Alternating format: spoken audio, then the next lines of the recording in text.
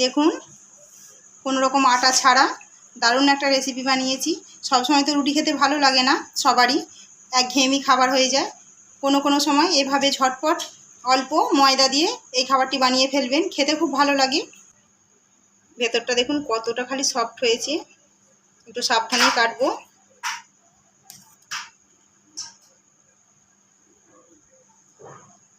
খেতে খুব মজা লাগবে। রোজ রোজ তো অনেক রুটি খান, সবসময় রুটি খেতে ভালোও লাগে না। সেই জন্য আজকে মুখের স্বাদ পাল্টানোর জন্য আমি রুটি ছাড়া আর একটা ভালো রেসিপি নিয়ে এসেছি, যেটা মুখেও লেগে থাকবে, একঘেয়েমি খাবার লাগবে না। তার জন্য লাগবে আমার এখানে সুজি। এটা 1 কাপ পরিমাণ সুজি আছে, চা খাই যেই কাপের ওই কাপ নিয়ে নেবো মিক্সির মধ্যে। সামান্য উপকরণে খুব সহজে বানানো হয়ে যায়। আমি এখানে 3 চামচের মতো দই নেবো, টক দই। এখানে আমি 3 চামচের মতো দই নিয়েছি, টক দই।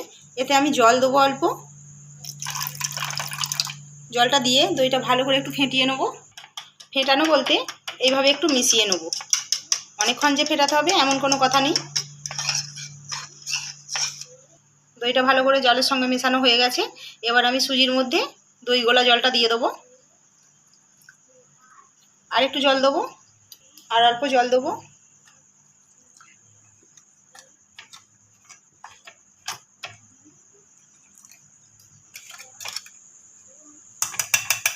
এবার আমি এটা একটা পেস্ট বানিয়ে নেব।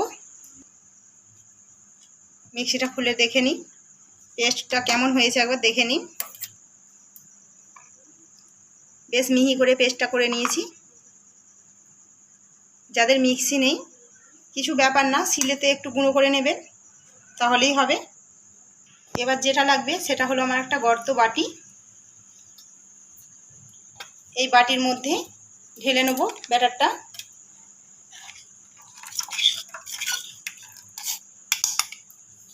আমি মিক্সিটা ধুয়ে নিয়েছি, অল্প জল দিয়ে এই জলটা দিয়ে দেবো।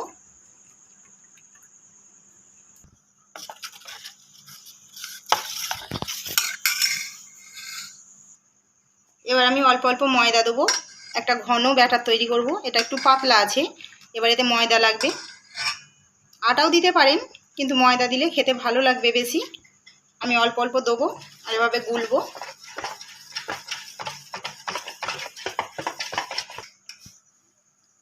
আর অল্প লাগবে।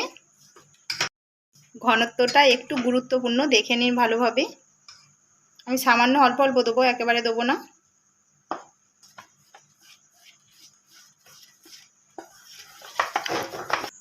স্বাদ মতো লবণ দেবো। আর কিচ্ছু না, ব্যাস হয়ে গেল, ব্যাটারটা রেডি হয়ে গেল।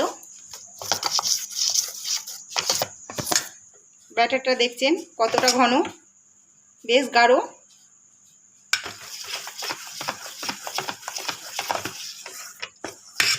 এবার এটা ঢাকা দিয়ে একটা সাইডে রেখে দেবো। এখানে আমি একটা প্যান বসিয়ে দিয়েছি গ্যাসের মধ্যে। তেল দেবো, সাদা তেল।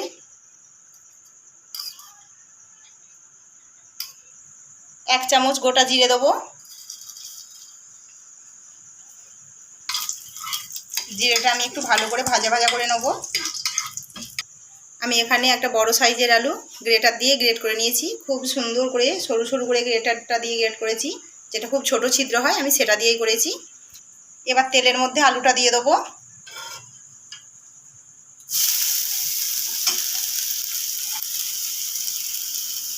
সামান্য হলুদ গুঁড়ো,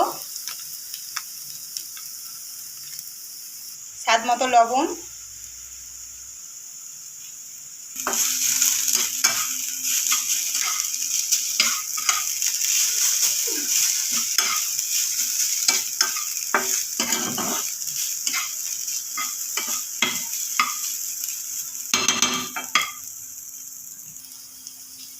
এবার দেব রসুন কুচি।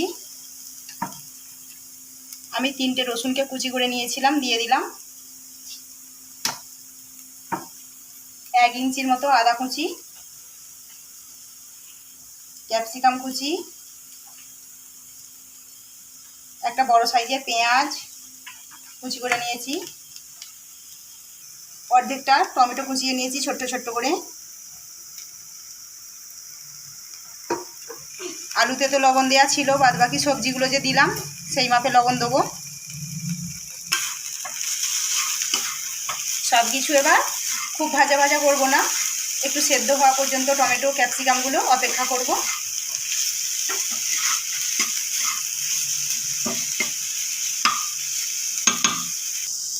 আমি কিন্তু খুব বেশি তেল দিইনি, অল্প তেলের মধ্যে এই রেসিপিটা হয়ে যায়। সব কিছু কিন্তু ভালোভাবে সেদ্ধ হয়ে গেছে। এবার আমি এটাকে এক সাইডে করে নেব, প্যানের মধ্যেই রেখে দেবো। সাদা তেল দেবো, খুব বেশি দেবো না, একদম অল্প দেবো, 2 চামচ পরিমাণ দিয়েছি। আমি একটা ডিম ফাটিয়ে দিয়ে দেবো তেলের মধ্যে।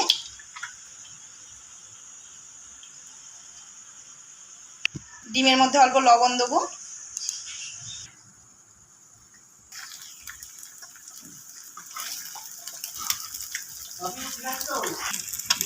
এবার ডিমটা ঝুড়ো ঝুড়ো করে ভেজে নেব।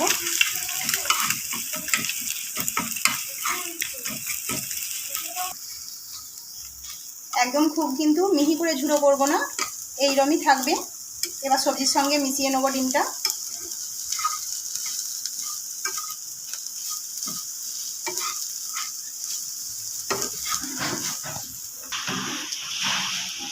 সবজি আমার রেডি, এবার গ্যাসটা অফ করে দেবো। এবার ঢাকনাটা খুলে নেব। ব্যাটারটা একটু গাঢ় হয়ে গেছে, যেহেতু খানিকক্ষণ ভিজানো ছিল, যেহেতু খানিকক্ষণ রেস্টে ছিল, সুজি আছে না, এই জন্যে একটু বসে গেছে। এবার একটু জল দেবো, সামান্য জল দেবো, একেবারে অনেক দিয়ে দেবো না, পাতলা হয়ে যাবে।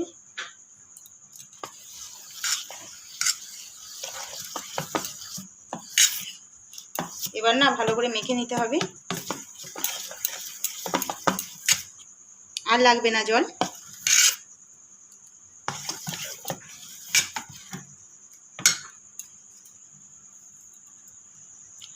আমি এখানে একটা চামচের 4 ভাগের 1 ভাগ মোটামুটি খাওয়ার সোডা নিয়েছি, দিয়ে দেবো। 4 ভাগের 1 ভাগের থেকে বেশি হবে। ভালো করে মিশিয়ে নেব। খাওয়ার সোডাটা কিন্তু দিতেই হবে, নাহলে এনেও দিতে পারেন, তবে ভেতরটা সফট হবে, জালি জালি হবে, দেখতেও ভালো লাগবে, খেতেও ভালো লাগবে।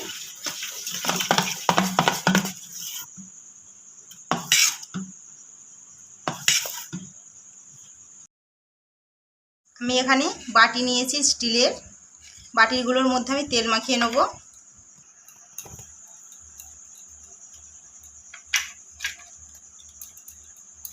একটু ভালো করেই মাখতে হবে।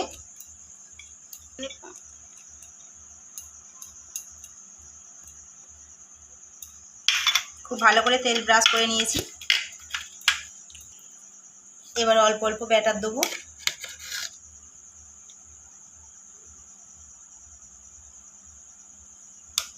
প্রত্যেকটাতেই দেবো।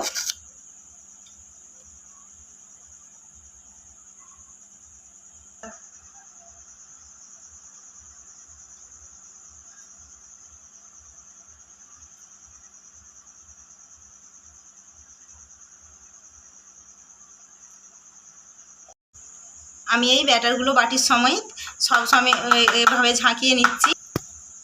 বাটিগুলো আমি একটু ঝাঁকিয়ে নেব, যাতে ব্যাটারটা তলাতে ভালোভাবে সেট হয়ে যায়।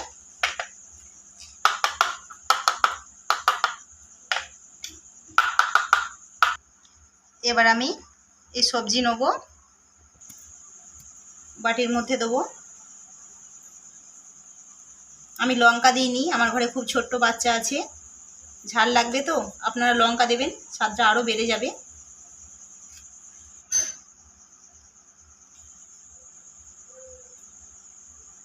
সবজিটা একটু বেশি করেই দেবো।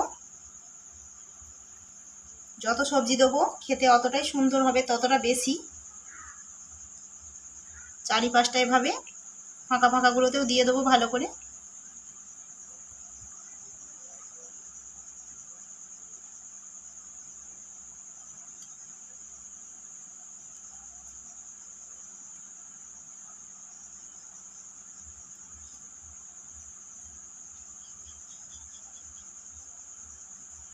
এবার ওপর থেকে ব্যাটার দেবো।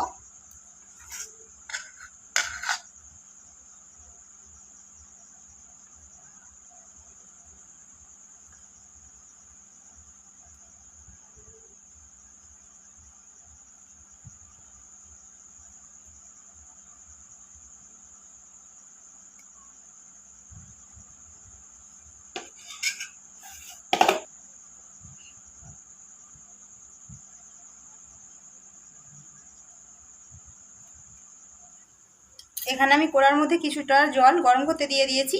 একটা স্ট্যান্ড বসিয়ে দেবো। এটা একটা ঝাড়নি বসিয়ে দিয়েছি স্ট্যান্ডের মধ্যে। জলটা ফুটুক, তারপরে বাটিগুলোতে বসিয়ে দেবো। জলটা খুব ভালো হয়ে ফুটে গেছে, বাটিগুলো বসিয়ে দেবো একে একে।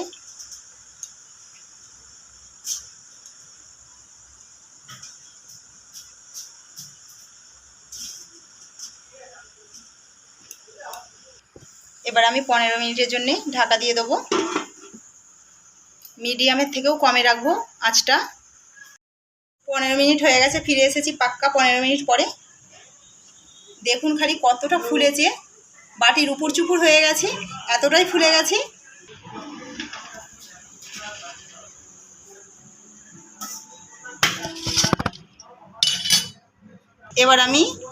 এবার আমি ঠান্ডা করে নেব, নয়তো এটা ছাড়বে না। গরম গরম ছাড়াতে গেলে তাহলে ঠান্ডা হয়ে যায়।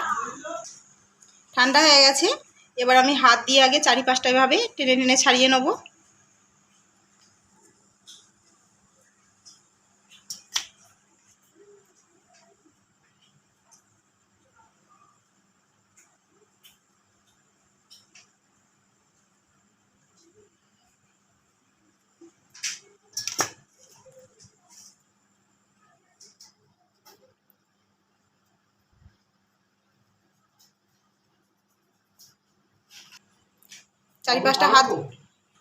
চারিপাশটা হাত দিয়ে ছাড়িয়ে নিয়েছি। এবার আমি ছুরি নিয়েছি, ছুরি দিয়ে এই ধার থেকে ছাড়িয়ে নেব।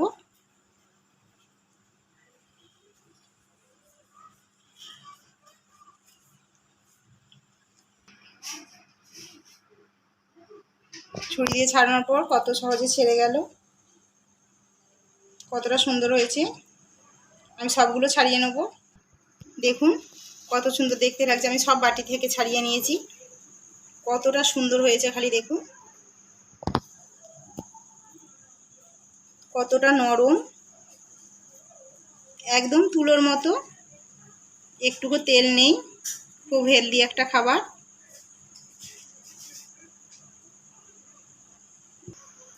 রেসিপিটা কেমন লাগলো অবশ্যই কমেন্টে জানাবেন। ভালো লাগলে একটা লাইক করবেন। নতুন বন্ধুরা প্লিজ চ্যানেলটিকে সাবস্ক্রাইব করবেন আরও নতুন নতুন ভিডিও পাওয়ার জন্য। ধন্যবাদ।